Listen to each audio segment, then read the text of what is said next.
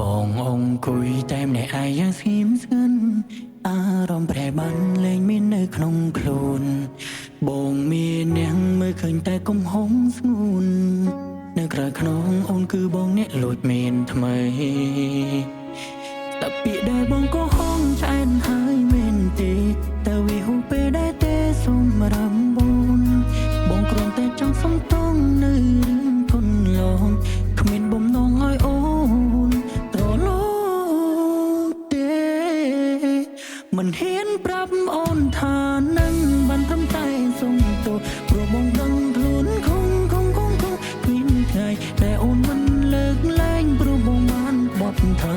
បងចង់សុំទោសចរណៃតែវាហួសពេលទៅហើយ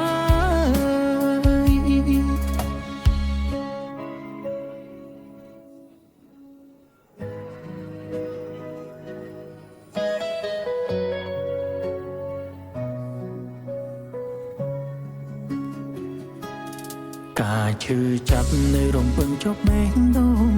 នៅតែនៅអូនទោះបីស្ងួនលែងនៅចូលចិត្តចាប់កំហុងទាំងដែលបងមិនដែលត្រូវ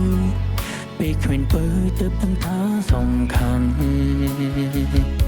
ស្ដាប់ពាក្យដែលបងក៏ហងឆ្អែតហើយមែនទេតែវាហួសពេលដែលទេសម្រាប់បងគ្រាន់តែចង់សុំទងនៅរឿងកូនឡង